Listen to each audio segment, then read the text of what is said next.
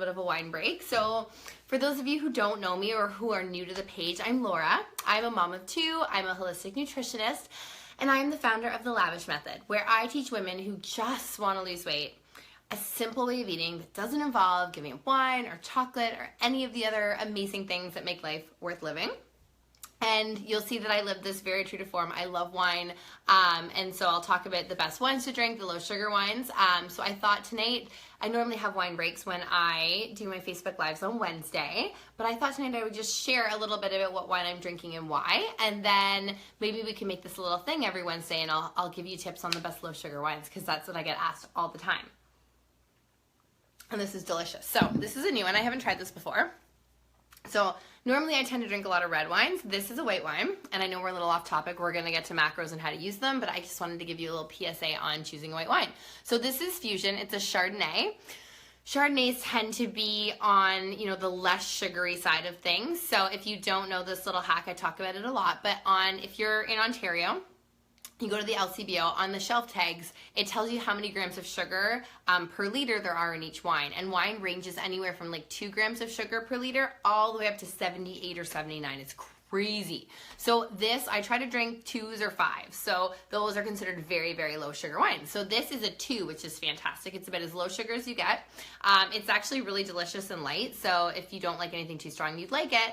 And it's really inexpensive. This is like an $8 bottle of wine. So that's what I'm drinking this week. Now, I think it's 7:59. It's just about 8 o'clock. So I am going to get started talking about how to use macros. Hi, Kathy. How are you?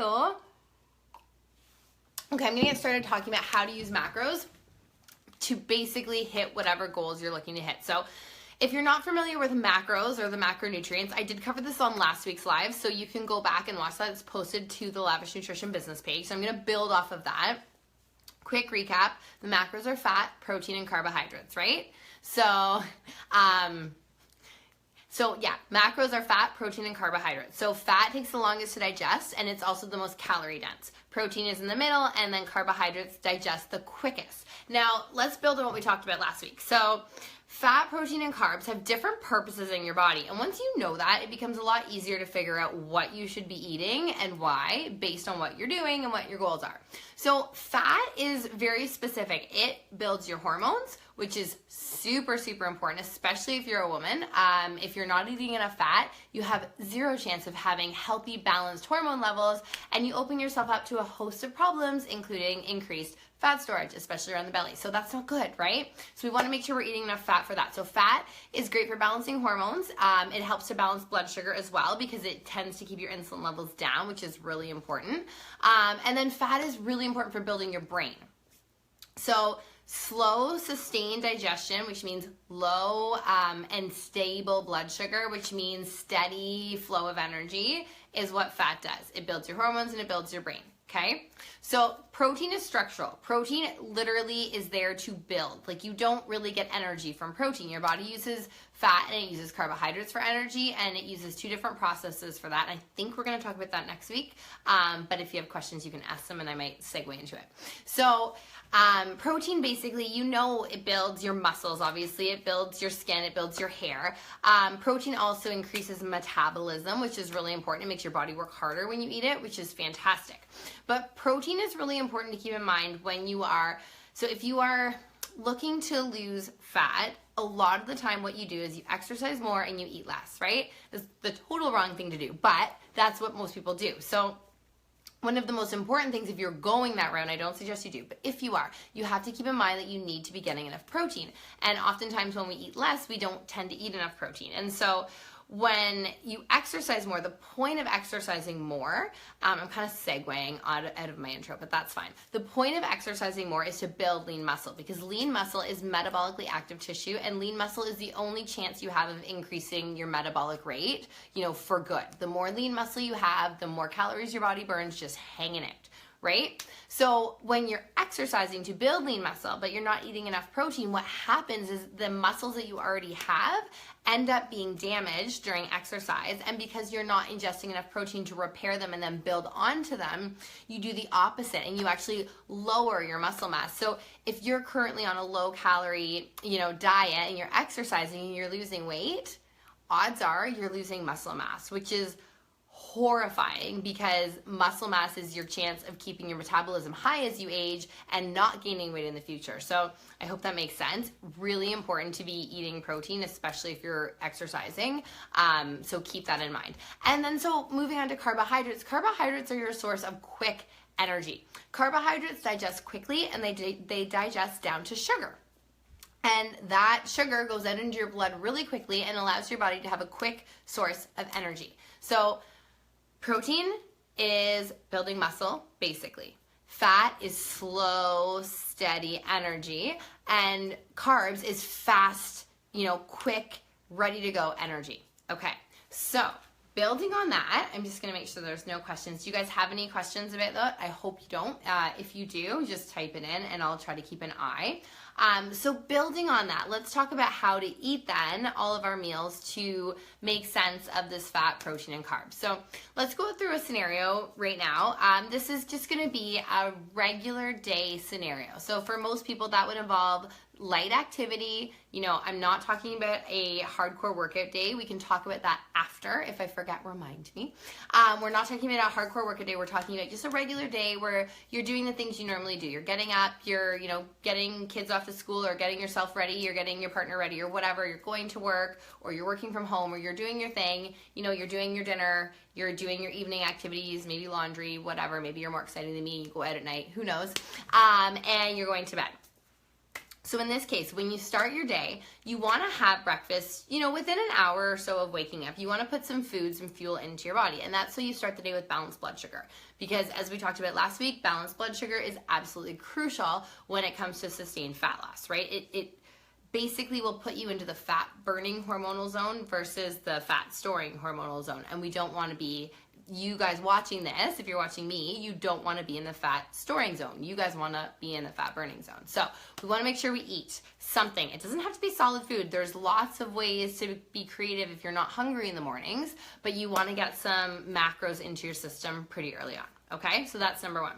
Number two, in the mornings, in 99% of cases, you want your breakfast to consist of fat and protein and no carbs. Fat, protein, zero carbs. And that's completely opposite to what most of you are probably eating, because the standard way we eat is a completely carb-centric morning, right? We tend to eat bagels or cereal or oatmeal. We tend to eat all of this food that is totally carb-based in the mornings. And if you watched my live last week, and like I said, if you didn't and you're confused, maybe go back and watch it after, and then things will start to make more sense. But basically, if you are going to have carbohydrates in the morning and that's it, you're going to spike that blood sugar. You're going to create that whole blood sugar roller coaster we talked about last week, which you don't want to do, and it's going to result in fat storage. And it's going to result in sugar cravings, low energy in the afternoon, right? Totally don't want that. So, quick wine break, obviously. So, instead we want to focus our morning on fat and on protein. And this makes sense because in the morning, generally speaking, we're going to eat and then we're not going to eat for a good amount of time. We need slow, sustained energy release, right? And we want to make sure our metabolism is firing up as high as we can get it from the get-go. We know that fat gives us slow, sustained energy. We know that protein fires up our metabolism. So, oh, look at all those hearts, love it. So, hopefully that makes sense to you guys. That's why we want to start our mornings with fat and protein. So if you follow my page or read my things or watch my videos, you probably know my breakfast because I talk about it all the time. But if you don't, my breakfast literally every morning, and I mean once in a while I'll go off the rails, but every morning, 2 eggs, half an avocado, over greens with salsa or hot sauce, or whatever. And it's pure fat, pure protein. The greens are great for your phytonutrients. There are some carbohydrates in there, but they're obviously minimal and they're balanced by fiber. So that is a fantastic way to start your day. You really want to avoid the carbohydrates in the morning. And we'll talk about workouts after this because that can change things a little bit. But if you're not working out, substantially, that should be your morning. If you can't do eggs, that's fine. You can have something like a chia pudding. There's tons of high fat, high protein crepe and pancake recipes out there. If you need help coming up with some good breakfast options, leave a comment. You can send me a message. You can post to the community wall and I will help you with that. So breakfast. If you have a breakfast like that, you should be good until lunch. There shouldn't be a need to have a mid-morning snack because that's a ton of calories. It's good quality fat and protein. It's going to digest for about 3 or 4 hours and it's going to keep you feeling full. So at lunchtime, you can introduce your first kind of foray into carbohydrates. Again, I would still focus more on fat and protein because, again, in the afternoon, we still want that slow, steady release of energy. We want that stable blood sugar, right? We want to just slowly digest our food and get the best benefits. And we want to continuously eat protein with our meals because we want our metabolism to stay firing, as quickly as it can because we want our metabolic rate to be high because that means we burn more calories just existing, which is important. So, if you're going to have the traditional salad for lunch, which a lot of us do, and that's fine, salad for lunch is great, but I see this mistake happening over and over and over again. We have salad for lunch, but that salad is just pure carbohydrates. It's greens with vegetables and, some fat-free salad dressing, and that's lunch. And, it's a massive plate of it, so you feel like you're full. But the problem is, there's no fat and there's no protein. So if you're eating that way, then basically what's happening is, like we talked about last week, it's digesting super quickly. All the energy is shooting right out into your blood. Your muscles can't handle that amount of energy. They don't need it. So it gets stored as fat, right? Even though you're eating a salad, you're in the hormonal zone of fat storage because your insulin spikes and tends to be high. And that's because there's lots of sugars in those dressings. It's because there's nothing there to stabilize. So if you're gonna have the salad for lunch, which is great, I love salad. Anytime you can get your greens in, if you're a client of mine, I'm obsessed with greens. You need to add fat and you need to add protein. So you can do that in lots of different ways. One of the easiest ways is go ahead and get a can of tuna and get my favorite avocado mayo because it's amazing and such a great source of fats, and make a nice little tuna salad and put it on top of a bed of greens, some salt and pepper, boom. You can have that done in like 3 minutes. You have fat, you have protein, and you've got your veggies. Amazing. You can also add nuts, seeds, hemp hearts to your salad. Those are all great sources of fat. And in the case of hemp hearts especially, it's a great source of protein too. So you just have to be really aware of what it is that you're putting in that salad to make sure you're getting the fat and the protein. One of my favorite things to do for lunch if I'm not doing a salad, because sometimes I don't eat a salad every day. One of my favorite things, honestly, is just doing leftovers from dinner the night before. So I teach my clients to do this because it saves time. It makes it much more likely that you're not going to go off the rails and run out of time in the morning and then have to go and get fast food for lunch. It's the best thing you can do is plan ahead. When you're making dinner, just count that extra serving that it will take for lunch in the morning and just factor that into your dinner. And if you do that every single night when you cook your dinner, some days obviously something will go wrong and you won't have enough or you don't have time for dinner or whatever. Of course it'll go wrong. But 8 times out of 10, it will go right, and you're gonna have a balanced meal at lunchtime instead of a salad that doesn't have enough fat or protein, or instead of resorting to a sandwich or a wrap where your main source of energy in that case is gonna be the carbohydrates. And once again, you don't need quick energy in that instance, right? You need slow, sustained energy to be at work all afternoon. And again, we're gonna talk about what happens if you're more active, if you're working out just after this, but we're still going through that kind of regular day. So then once we get into dinner, again, if you're eating a good enough lunch, if you're eating a big enough lunch with enough fat and protein, you probably don't need to snack in the afternoon. And honestly, that's the case with 9/10 of my clients, is that once we get those bigger meals sorted out, you don't need to snack. And that's a good thing, because having space in between meals is a good thing. It allows your body's digestive system to build back up the enzymes that it needs to digest food, which is a good thing. It also allows your body to actually tap into stored energy, aka fat, especially if you're eating high fat, low carb, or keto. It allows you to tap into that stored energy and actually use it. If you're continuously feeding your body, if you're snacking, all day long, just think about that, right? You're always putting energy into your body that you are then having to burn first before you can tap into any stored energy. So that's fine if you are, at an ideal weight that you're happy with, you're not trying to lose fat, and you're very, very active and you need that constant influx of food. That's fine if you're a vegan, because vegans just naturally have to eat more carbohydrates because their fat and protein sources are limited, right? So if that's the case, then yes, if you're eating mainly carbs, you do have to eat more often because they digest so quickly. But if you're eating the way that I'm going to teach you to eat, which is the way that you should be eating if you are looking for fat loss, if you are a woman, right, and you are having a hard time losing fat, this is how you should be eating. And I can tell you that without a doubt, like this is the way you need to be eating. You need to be eating your focused meals with your fat and your protein at your meals, and you need to really try to avoid snacking. That being said, if you're hungry, obviously eat something. I'm not an advocate for starving yourself. Listen to your body. That's the most important thing. But don't just snack out of habit. Really try to tap in and see if you're actually hungry. Got it?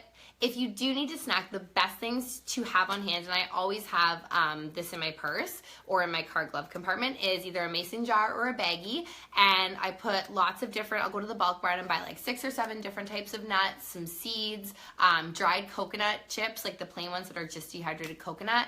And I'll literally just mix those together. And they're a great snack because again, there's protein and fat, mainly fat. And so when you snack on like a small handful of nuts, you're going to be full, you know, you're going to get that energy in a slow, sustained, steady fashion. You're not going to leave yourself open to that blood sugar roller coaster we talk about. You're not going to get the carb cravings later on, which is really important. So that's a fantastic snack to have. And like I said, just keep it literally in your purse, in your car glove compartment, wherever you know you are. Those things don't go bad. So it's fine to just be prepared, right? So that will bring you all the way to dinner. And then dinner time. So dinner time, interestingly enough, is probably the best time to have your biggest carbohydrate meal of the day. And it's interesting. So there's a couple different ways to approach this. If you are eating, you know, a very strict low carb diet, like a keto diet, you're going to keep your dinner very similar to your lunch, right? You're going to have, you know, your fat, your vegetables, so meat, veggies, things like that. And you're probably not going to have a whole lot of carbohydrates at dinner time. You're probably not going to be eating grains. You're not going to be eating a ton of starchy vegetables. If you are going to eat starchy vegetables, dinner time or the snack after dinner, if need be, is where you're going to want to eat them.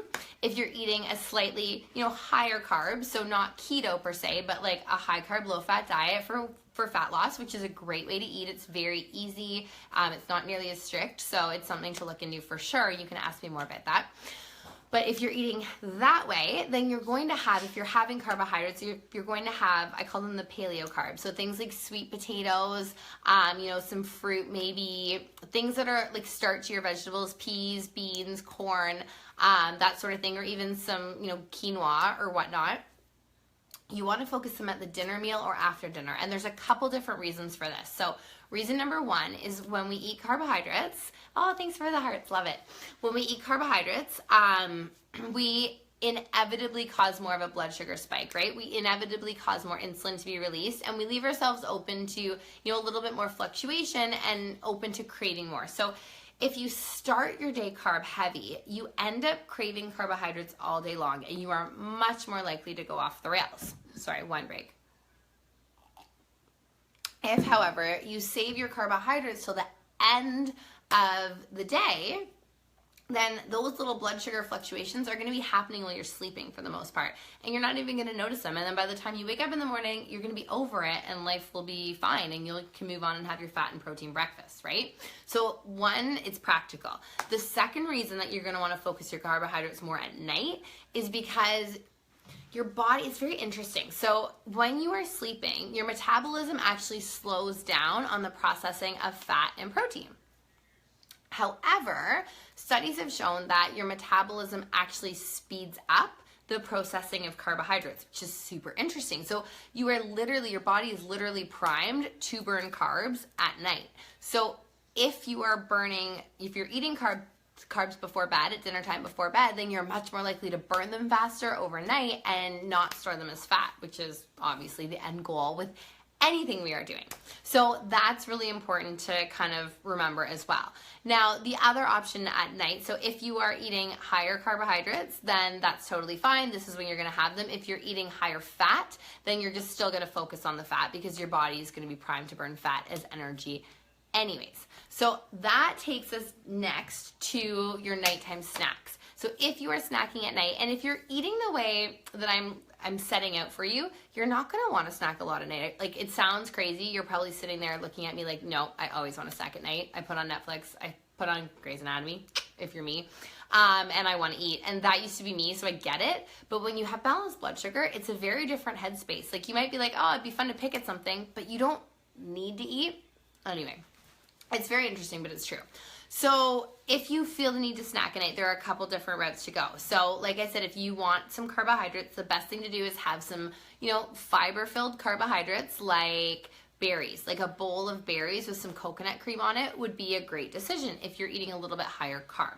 If you are eating low carb, like trying to do a ketogenic diet, then what you would want to do is snack on fat bombs at night. So I always, and if you don't have a recipe for fat bombs, just make sure you make a note in the comments and I'll post a link to my fat bomb recipe. It's super easy. These fat bombs that I make, we keep them in the freezer. They taste like chocolate fudge, chocolate peanut butter fudge. They're delicious. And so what they are is they're basically just pure healthy fats, and they're amazing for getting your fat up at the beginning of a high fat diet because it can be hard. You're so used to eating low fat, and it's a great nighttime snack because it's a treat and you kind of trick your brain into thinking you're having this amazing unhealthy sugar-filled chocolate when there's really no sugar whatsoever in it. So those would be my 2 suggestions for a nighttime snack. Need the fat bomber. Okay, yes, I will post it in the comments after the live ends, so come back and find it. It's like literally 5 ingredients, and my daughter, who's 5, can make them without my help. So they're so easy, they're no bake. Best thing ever, literally. So that would basically be how to kind of space your meals, how to approach meal planning from a macro perspective on a normal day.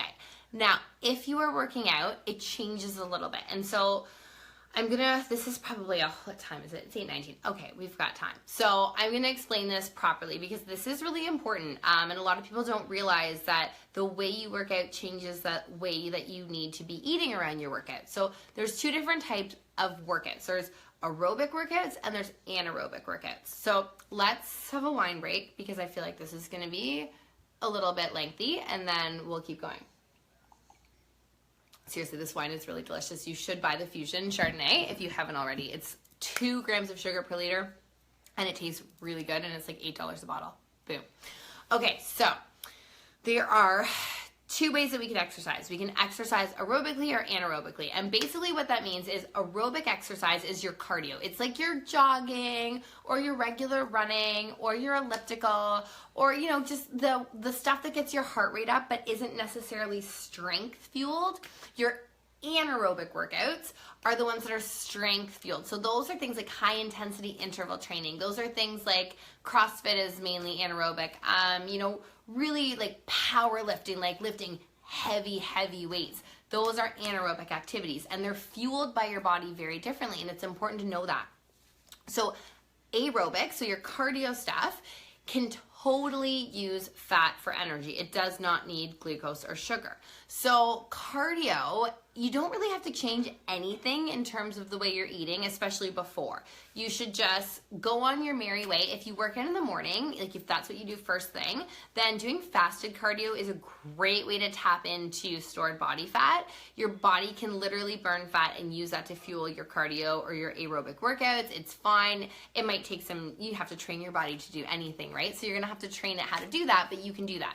So you could just, if you feel like you need to eat something beforehand, like a light protein snack is fine. You don't need to go crazy fueling up with carbohydrates before. And then afterwards, again, you'll probably want to have like some nice protein, maybe a bit of fat. Again, if you're working out in the morning, just have like maybe a boiled egg half an hour before you go for a run and then have your full breakfast after. Right? Like it's pretty straightforward. You don't need to worry a lot about your nutrition when you're just doing aerobic activity. When that activity changes to anaerobic, and of course you need to worry about your nutrition, but you can eat according to the way we talked about in the earlier example. You don't need to do anything really different when you're just doing, cardio workouts.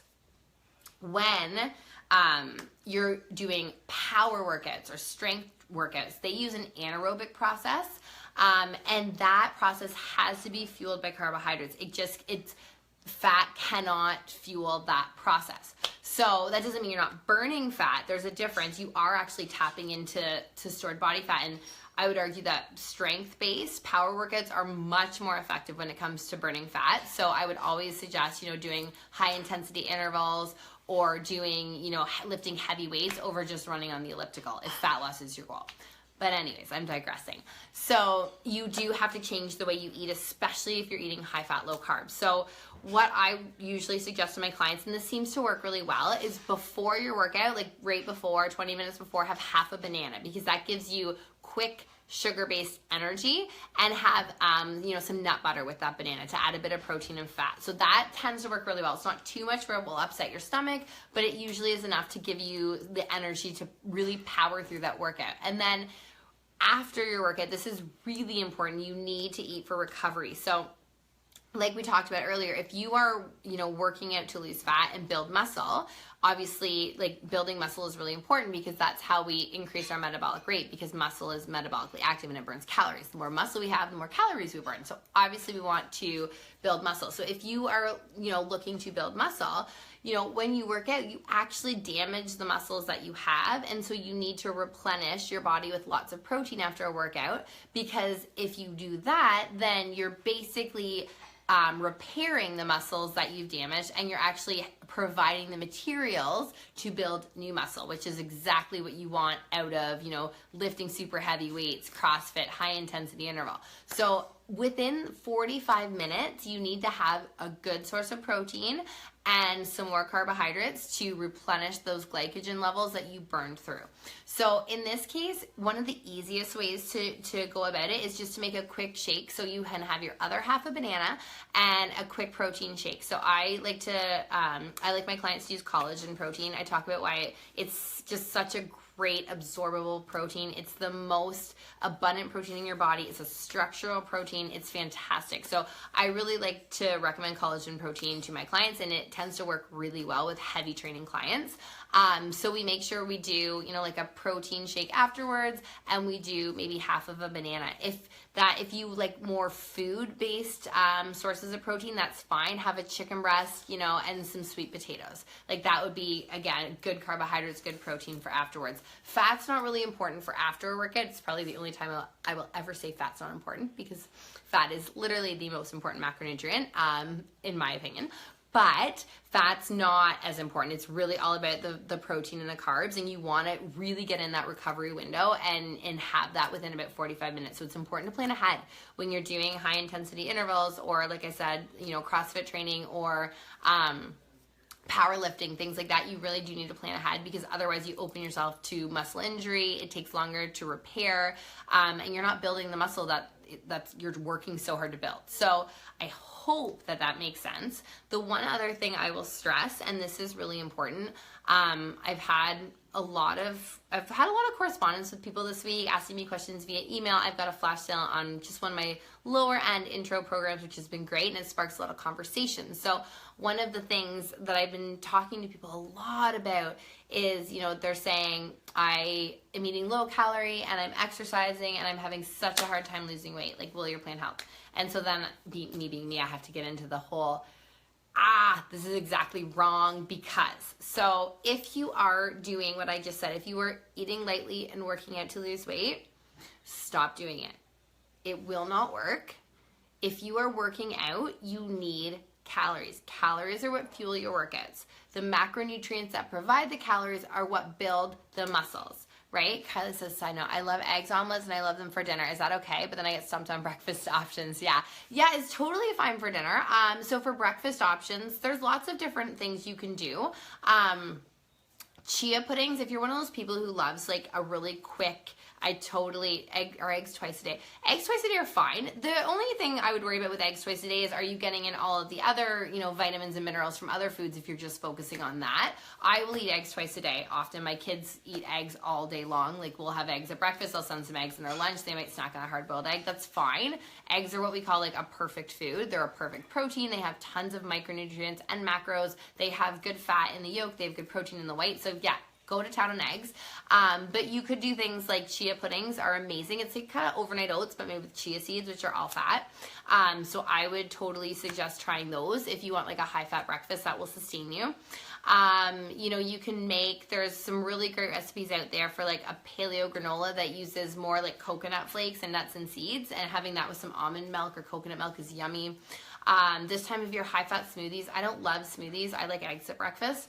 But when it's really hot and you just don't feel like eating, like doing a smoothie, but making sure you're adding like avocado, coconut oil, hemp seeds, flax seeds, chia seeds, right? All the sources of fat, that can be a fine breakfast. You just have to watch what's going in it. And the other thing, we get really hung up on breakfast, but I mean, there's nothing out there that says breakfast can't just be dinner leftovers even, right? Like there's nothing wrong with having leftover soup for breakfast or chicken and, you know, chicken Caesar salad. Like it's up to you. I do that often. Like if there's something great in the fridge that's left over and I know I'm going, you know, somewhere else for lunch, or I already have some tuna left over in the fridge for lunch, I'll have the leftovers from dinner for breakfast. Easy, and I find it delicious and wonderful. So yeah, it's totally up to you, but that's such a great question, and I'm so glad you asked that.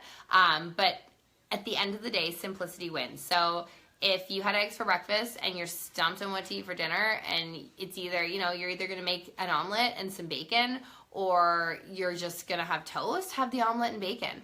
I do those kinds of smoothies, Kathy says, and I'm full well into the afternoon. Totally. If you make it's so funny. My husband actually, this is great because my husband last week looked at me one morning and he said, okay, I can't eat any more eggs and avocado for breakfast. I'm done. I'm out. Like he's been eating it every day, just like me, for probably, you know, a good 3 months now. And he just tapped out. He's like, I'm sick of it. I need change. So I suggested smoothies, and he said, no, I'm always hungry. So I showed him how to make a smoothie that was high fat. So instead of just doing greens and fruit and almond milk, right, which is the classic smoothie, maybe a bit of protein powder, that's a classic smoothie I like to call a sugar bomb, because it's basically all carbohydrates and it digests to sugar, and you'll be hungry later and have unbalanced blood sugar, and then you're going to have carb cravings. But if instead you do, so this is the smoothie we made. We did, I think it was a half a cup berries. We did a half of an avocado, some ice obviously. We did 3 tablespoons of hemp hearts. We did 2 scoops of collagen powder. We did a handful of greens, whatever was in the fridge. We topped it up with just water. And I think we threw some chia seeds in there. So lots of fat, lots of protein. And then there was like a half cup of berries. That was it in terms of carbohydrate content. And he was so shocked. You know, he said the next day, he said, you know, I noticed a big difference that actually fills me up. Like I can, and you know, he's a big guy. He needs food. He's not, you know, one of those people who will just have a tiny little meal and be happy. So to have him say that, you know, it just really, again, just brings it to the forefront that if you're adding the fat and you're adding the protein, you're going to stabilize your blood sugar. You're going to feel full and satisfied longer. You're not going to feel the need to snack, and it's going to set you up for success later in the day, which is really important. I feel like I was totally talking about something else, and then I segued into answering questions, which I do. Oh, you know what? I just wanted to make this point before we sign off, because I think this is really important. I think there was a lot of important points on here, and I hope it also added beets. Yeah, beets are great. Beets have good fiber to stabilize the sugar that's in them, so that's really helpful. I think, yeah, there was a lot of good points in this live that I hope if you are just tuning in now, you know, and you're really curious about how to balance your macros to make it makes sense for your lifestyle, I hope you go back and watch from the beginning, because it honestly, I think it's really helpful. You need to remember and realize that calories are not, they don't factor into the equation really when it comes to fat loss. And you guys intuitively, I know you want to argue with me right now, but if you look at the data, if you look at the scientific studies and the meta-analysis of diets, traditional diets where we cut calories and exercise more, or just cut calories, 95% of them fail over a 5-year period, which means everybody gains weight back because it doesn't work. And, you know, I could talk all day about why it doesn't work, but it doesn't work. Just look at the stats. It doesn't work. This is why we're in the middle of an obesity epidemic. So cutting calories doesn't work. It makes you miserable. You won't lose fat, or you won't lose it long term. If you are losing weight, you're probably losing muscle mass, which sucks because your metabolism's tanking, which means you're going to gain more back in the future. So what matters when it comes to fat loss is knowing what food does, knowing how food digests, how that affects your blood sugar, which in turn, how that affects your hormones, and how that affects being in a state of hormonal fat gain or hormonal fat loss, because that's what it comes down to. It's not calories that dictate whether you're gaining weight or losing weight. It's your hormones. It's a specific cascade of hormones that causes you to store fat or to burn it, right? So I want you guys to understand that, and I want you guys to know how to then use food to actually do what you want it to do. Because once you get that, once that like light bulb goes off and it clicks, it makes so much sense and it's so much easier. And, you know, things just start to happen, and you will send me a text, because I get these all the time, or you'll send me an email or a message saying, oh my God, Laura, I don't crave carbs. Like, what is going on? I haven't craved chips at night. I always have chips at night. I haven't wanted them. It's because your blood sugar's balanced. So I think I'm going to wrap this up. It is 8:32, so I've been on here for a half an hour. I think a little bit more because I started early. Does anybody have any questions before I wrap it up? I'm not seeing any more come in. I think I answered all of them. I'm just gonna quickly just wait a minute, make sure nothing else is coming in. If you're watching this on the replay, please do let me know if you have questions. You know, type them in the comments, tag me in them. I will make sure I get them answered. I'm also going to, I think Kylie asked for my recipe for fat bombs, so I'm going to put my recipe for fat bombs in the comments as well. So you guys have to make them immediately, literally, like, make them tomorrow. You will thank me. They will be your new favorite thing. And I think that's it. So thank you all, whether you're live or on the replay, thanks for joining me. You know, I love coming on here and just like chatting with you guys about things that I think will be helpful. I love answering questions. You know, if you have a topic you want me to talk about that's related to nutrition and fat loss and, you know, macros and high fat diets and all the things, then let me know. Like, send me a message, send me an email, just write it in the comments here. I'd love to address it, because I'm always looking for topics to talk about. If you want to go deeper, I run a webinar every second Tuesday. I have one coming up this coming Tuesday, June 20th at 8 p.m. Eastern. We spend an hour and we basically go hardcore, a little bit more in depth about fat, protein, and carbs and how to use them to lose fat. So if you want to sign up for that, it's free. It's on my website. So www.lavishnutrition.com. Sign up, show up. Even if you can't show up live, even if you know you can't show up at, 8 p.m. that Tuesday, if you're interested, sign up anyway, because I send a replay the next morning so you can just watch it on your own time. But it's definitely helpful if you do want to learn, how food actually affects your body and how important what you're eating is compared to how much you're eating, which at the end of the day doesn't really matter unless you're not eating enough. On that note, I am out. I hope you guys have a fabulous evening. Enjoy the summer weather, and we will talk real soon. Bye.